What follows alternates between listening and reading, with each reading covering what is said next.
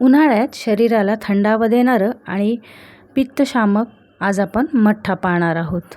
त्यासाठी आपण पाव किलो दही घेतलेलं आहे। दही आपण मिक्सरच्या जारमध्ये घालून घ्यायचं आहे। त्यामध्ये आपण जिरेपूड घालणार आहोत, काळं मीठ घालणार आहोत, साखर आणि साधं मीठ देखील आपण त्यामध्ये घालणार आहोत। पाव चमचा हे सर्व आपण मिक्सरच्या जारमध्ये दह्यासोबत ब्लेंड करून घ्यायचं आहे आणि त्यानंतर आपण ते एका दुसऱ्या भांड्यामध्ये ट्रान्सफर करून घेणार आहोत। इथे सर्व पाव चमचा आपल्या चवीनुसार आपण घालायचं आहे आणि आपले इथे दह्यासोबत सर्व एकत्रित ब्लेंड केल्यानंतर आपण एका पातेल्यामध्ये काढून घेतलेलं आहे।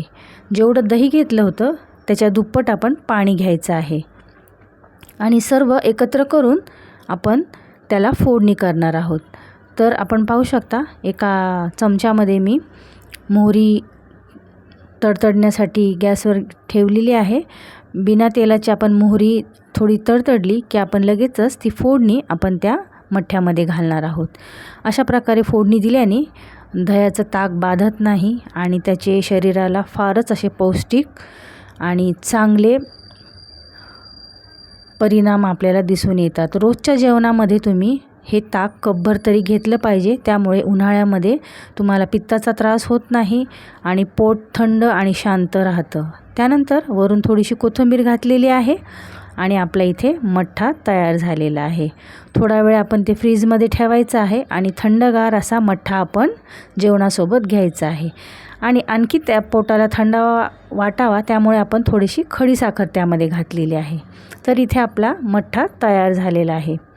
आमच्या मराठवाड्यामध्ये उन्हाळ्याच्या दिवसात हा मठ्ठा प्रत्येक घरी बनला जातो। तसेच जर काही शुभकार्य असेल, लग्न असेल किंवा काहीही शुभकार्य असलं तरी प्रत्येक शुभकार्यामध्ये हा मठ्ठा देखील सर्व केला जातो।